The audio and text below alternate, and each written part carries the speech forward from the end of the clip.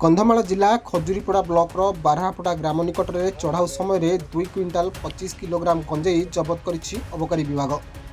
एक कार एवं अन्य एक पिकअप भ्यान रे गंजेई चालाण हेउथिबा बेले एही चढ़ाऊ करा जायथिला। कंधमाल अबकारी अधिकारी सुशांत पाढ़ी निर्देश क्रमे इन्स्पेक्टर विनोद बास्के नेतृत्व में एक टीम चढ़ाऊ करथिला।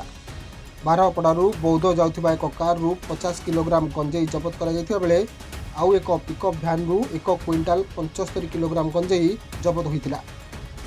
जबत गंजेईर मूल्य प्राय 34 लाख टंका हेबो बोली अबकारी विभाग पक्षरु कहा जायछि। एही घटनारे 2 जन को गिरफ्त करा जायछि। सेमाने हेले खजुरीपुड़ा ब्लॉक सुड्रुकुंपा अंचलर निर्मल बेहेरा एवं बौद्ध जिला आंबझरी अंचलर रंजित दुहा।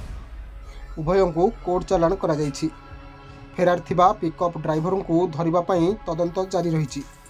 पवित्र मोहन माझी डेपुटी सुपरिटेडेंट इन्फोर्समेंट कंधमाल आम विशेष योग्य खबर पाई सुपरिटेडेंट सुशांत कुमार पाढ़ी निर्देश क्रमे आम स्टाफ पेट्रोलिंग करते खबर पाइले रास्तार गोटे बरपदा छ बोली से पेट्रोलिंग करता समय गोटे खबर पाइला आम गाड़ी गोटे डीजा गाड़ी वेट कले गाड़ी देखला गोटे से 2 लोक थे सेटा चेक करू आउ गोटे गाड़ी पछे थिला पिकअप भैनटा ताको कला से ड्राइवरटा पले गला आउ सेनो भी माल भर्ती होता डीजा रे 50 किलो थिला आउ पिकअप रे 175 किलो गंजे थिला ताको अरेस्ट कराला आउ आनी करी 2 किलो 25 किलो गंजेटा 2 जन थिला आउ जन पले गला पिकअप रो ड्राइवरटा पले गला 2 जन अरेस्ट करा नौथिले बहुत किलो थिला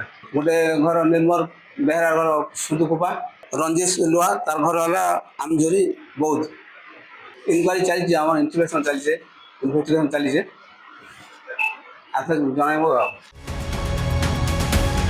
फुलवाणी सदाशिव पात्र रिपोर्ट खबर ओडिशा।